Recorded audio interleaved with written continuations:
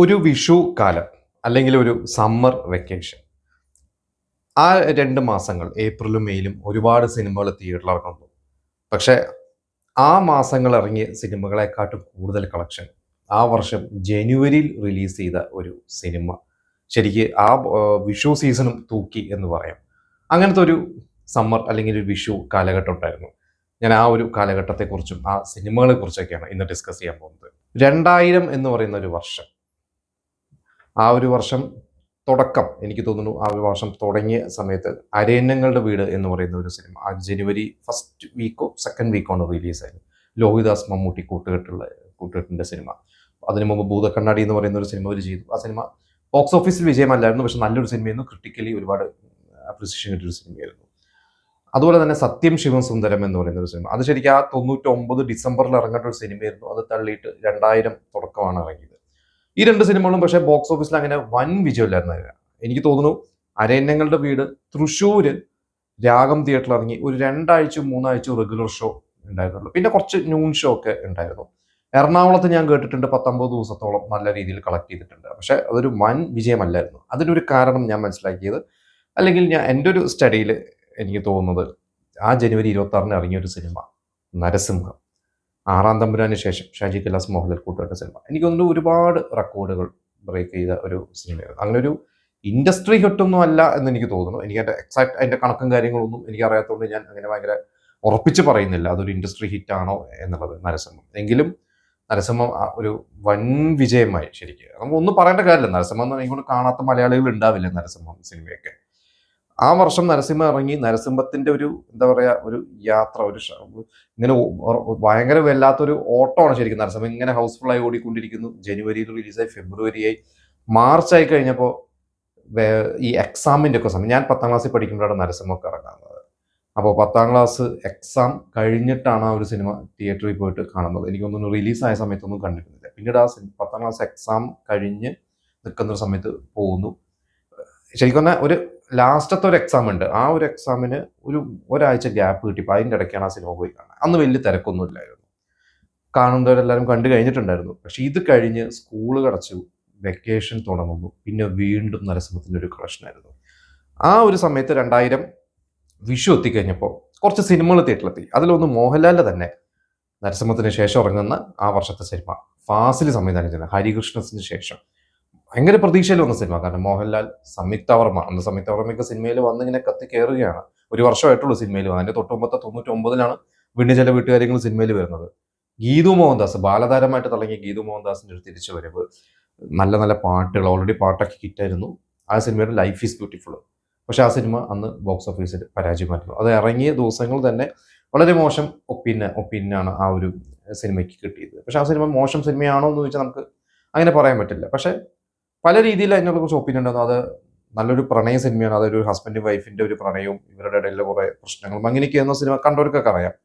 പക്ഷെ അതിൽ കുറച്ച് എന്താ പറയുക, കുട്ടികൾക്ക് കാണാൻ പറ്റാത്ത അല്ലെങ്കിൽ മുതിർന്നവർക്ക് അത്ര ഒരു ഫാമിലിക്ക് കാണാൻ പറ്റാത്ത സിനിമയിൽ ഇങ്ങനെയൊക്കെ കുറേ ഇതൊക്കെ വന്നിരുന്നു. പക്ഷെ അങ്ങനെയൊന്നും അല്ല ആ ഒരു സിനിമ. നല്ലൊരു സിനിമ തന്നെയായിരുന്നു. അത് നമ്മൾ പിന്നീട് കാണുമ്പോൾ നമുക്ക് മനസ്സിലാവും.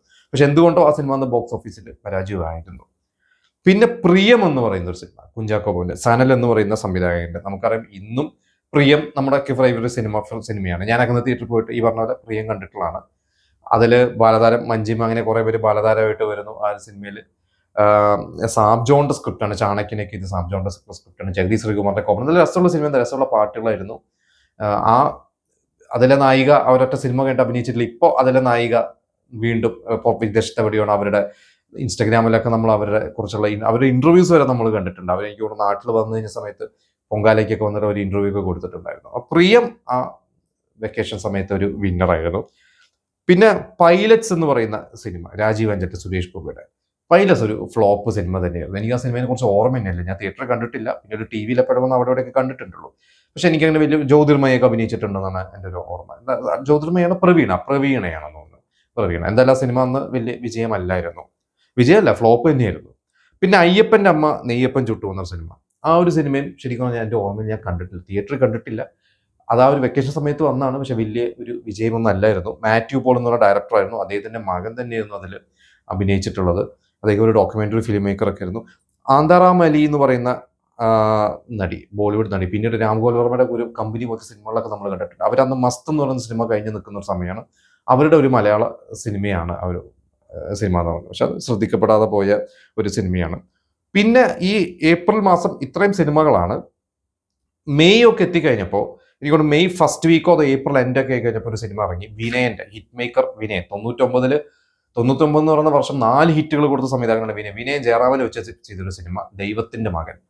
കുറച്ച് നല്ലൊരു കോമഡി സിനിമയായിരുന്നു. അതങ്ങനെ വലിയ വിജയമല്ലായിരുന്നു, എന്നാൽ അതൊരു ഫ്ലോപ്പ് ഒന്നുമല്ല. ആ വർഷത്തെ ഹിറ്റ് ലിസ്റ്റിൽ ഉള്ള അത്യാവശ്യം ഒരു 10 പടങ്ങളിൽ ഒരു പടം തന്നെയായിരുന്നു എന്നാണ് എൻ്റെ ഒരു ഓർമ്മ. കുറച്ച് ചിരിക്കാനൊക്കെ ഉണ്ട്. ജഗദീഷ് ശ്രീകുമാറും കലാഭവൻമണിയൊക്കെ ആയിട്ട് നല്ല രസമുള്ള കുറച്ച് തമാശയൊക്കെ ഉണ്ട്. വിനയന്റെ അന്നത്തെ ഉല്ലാസ പൂങ്കാറ്റൊക്കെ പോലത്തെ സിനിമകളിലൊക്കെ പോലത്തെ പാറ്റേണിലുള്ള ഒരു സിനിമയായിരുന്നു.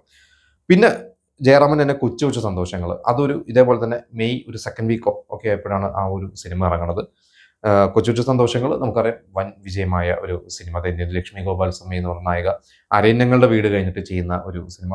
ഇളയരാജയുടെ സംഗീതം. ഇപ്പോൾ നാഷണൽ അവാർഡ് കിട്ടിയിട്ടുണ്ട്. ആ വർഷത്തെ മികച്ച മലയാള സിനിമയ്ക്കുള്ള നാഷണൽ അവാർഡ് കിട്ടിയ സിനിമയായിരുന്നു. കാളിദാസ് അഭിനയിക്കുന്ന, കാളിദാസിനും അവാർഡൊക്കെ കിട്ടിയിട്ടുണ്ട്. പിന്നെ ഇങ്ങനെ ഒരു നിലാപക്ഷി എന്ന് പറഞ്ഞ കുഞ്ചാക്കോവിന്റെ ഒരു സിനിമ, അത് ആ മെയ് മാസം ഇറങ്ങി. അതൊരു ഫ്ലോപ്പായിരുന്നു. സ്നേഹ എന്ന് പറഞ്ഞ നടി അതിൽ അഭിനയിക്കുന്നു. അനിൽ ബാബുവിന്റെ ഡയറക്ഷൻ. അനിൽ ബാബു അത്യാവശ്യം ഹിറ്റുകളൊക്കെ കൊടുക്കുന്ന ഡയറക്ടറാണ്.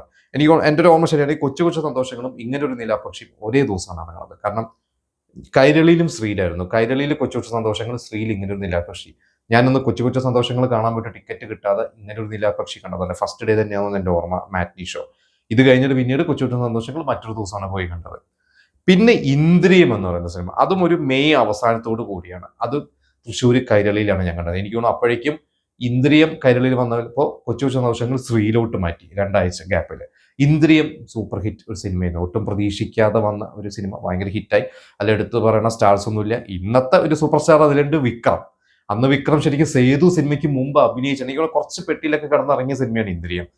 പക്ഷെ അപ്പോഴേക്കും സേതു ഇറങ്ങുന്നു, വിക്രം ഭയങ്കര സ്റ്റാർ ആവുന്നു. എന്നിട്ടാണ് ഇന്ദ്രിയം ഇറങ്ങുന്നത്. 99 ഡിസംബറിലാണ് സേതു ഇറങ്ങുന്നത്. 2000 മെയിലാണ് ഈ പറയുന്ന ഇന്ദ്രിയം ഇറങ്ങുന്നത്. ചെറിയൊരു റോളാണ്. പക്ഷെ ശരത്ത്, യദു കൃഷ്ണ, ബോബൻ ആലമുടൻ ഇവരൊക്കെയാണ് ആ ഒരു സിനിമയിൽ, ലേന ഇവരൊക്കെയാണ് പ്രധാന കഥാപാത്രങ്ങൾ ഒരു സിനിമയിൽ അഭിനയിച്ചിട്ടുള്ളത്.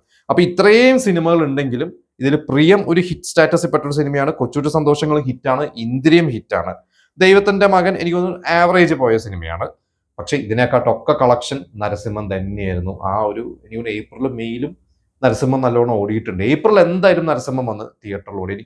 കാരണം നരസിംഹം തൃശ്ശൂർ രാമദാസ് തിയേറ്ററിലാണ് ഇറങ്ങി. ജനുവരി മുതൽ ഏപ്രിൽ എൻഡ് വരെ ഓടിയിട്ട് മെയ് ഫസ്റ്റ് വീക്കിൽ ദൈവത്തിന്റെ മകൻ ഇറങ്ങിയപ്പോഴാണ് അവിടെ നരസിംഹം നൂൺ ഷോ ആയതെന്നാണ് എൻ്റെ ഒരു ഓർമ്മ. കാരണം ഞാൻ ദൈവത്തിന്റെ മകൻ തിയേറ്ററിൽ പോയി കണ്ട സിനിമയാണ്. ലൈഫ് ഇസ് ബ്യൂട്ടിഫുൾ ഞാൻ തിയേറ്ററിൽ കണ്ടിട്ടില്ല. പ്രിയം തൃശ്ശൂർ ബിന്ദു തിയേറ്ററിലാണ് കണ്ടിട്ടുള്ളത്. ദൈവത്തിന്റെ മകൻ രാമദാസിൽ ഇങ്ങനൊരു നിലാപക്ഷി തൃശ്ശൂർ ശ്രീ, കൊച്ചു സന്തോഷങ്ങൾ തൃശ്ശൂർ കൈരളി, ഇന്ദ്രിയം കൈരളി, ഇത്രയും സിനിമ ഞാൻ തിയേറ്ററിൽ ഇറങ്ങി കണ്ടിട്ടുള്ളത്. ഇതേ സമയത്ത് തന്നെ ഒരു സിനിമ ആ മാർച്ച് മാസം ഇറങ്ങി, എനിക്ക് 10 ലക്ഷം ബഡ്ജറ്റിലൊന്നും ഇറങ്ങി കോടികൾ കളക്ട് ചെയ്തൊരു സിനിമയുണ്ട്. A സെന്റേഴ്സിലുപരി B സെന്റേഴ്സിലും C സെന്റേഴ്സിലൊക്കെ കളക്ട് ചെയ്ത, അന്നൊരു അൺഒഫീഷ്യലി ഞാനൊരു റിപ്പോർട്ട് വായിച്ചിട്ടുണ്ട്. 20 കോടി രൂപയോളം വേൾഡ് വൈഡ് എന്ന് പറഞ്ഞാൽ കേരളത്തിനും പുറത്തും ഒക്കെ ഡബ് ചെയ്തൊക്കെ ഇറങ്ങി കളക്ട് ചെയ്ത ഒരു സിനിമയാണ് കിന്നാരത്തുമ്പികൾ. സലീം കുമാർ ഒരു തമാശയായിട്ട് പറഞ്ഞിട്ടുണ്ട്, തെങ്കാശി പട്ടണത്തിന്റെ ഷൂട്ട് പൊള്ളാച്ചിയിലോ എവിടെ പോയി കഴിഞ്ഞപ്പോൾ ആൾക്കാർ വന്ന് കൂടി പരിചയപ്പെട്ടു. കാരണം കിന്നാരത്തുമ്പി അവിടെ ഡബ് ചെയ്ത് അതിന്റെ തമിഴ് 80 ദിവസം ഓടിയിരിക്കുകയാണ്. കാതൽ തുമ്പി എന്നോ അതിലെന്തോ പേരൊക്കെ ആയിട്ട്.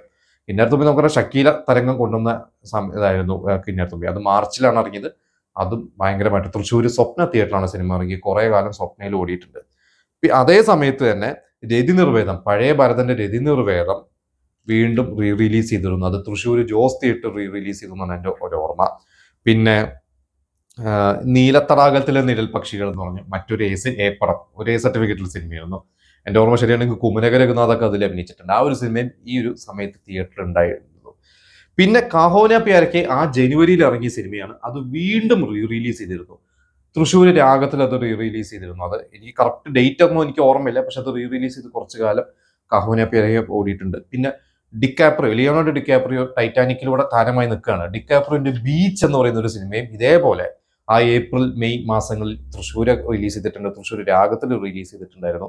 എനിക്ക് കൃത്യമായിട്ട് ഡേറ്റും കാര്യങ്ങളും ഓർമ്മയില്ല. എങ്കിലും ഇത്രയും സിനിമകളാണ് 2000 ഏപ്രിൽ മെയ് അല്ലെങ്കിൽ ആ ഒരു വെക്കേഷൻ സമയത്ത് തിയേറ്ററിൽ ഇറങ്ങിയതായിട്ട് എൻ്റെ ഒരു ഓർമ്മയും ഒരു ബോക്സ് ഓഫീസ് സ്റ്റാറ്റസ് നോട്ട്സിന് എൻ്റെ ഒരു അറിവും. ഇതിൽ നിങ്ങൾ ഒരുപാട് സിനിമകൾ തിയേറ്ററിൽ പോയി കണ്ടിട്ടുണ്ടാവും. അതിനെക്കുറിച്ചുള്ള നിങ്ങളുടെ അഭിപ്രായങ്ങളും ഞാൻ ഈ പറഞ്ഞതല്ലാത്ത അറിവുകളൊക്കെ ഉണ്ടെങ്കിൽ നിങ്ങളത് ഷെയർ ചെയ്യുക.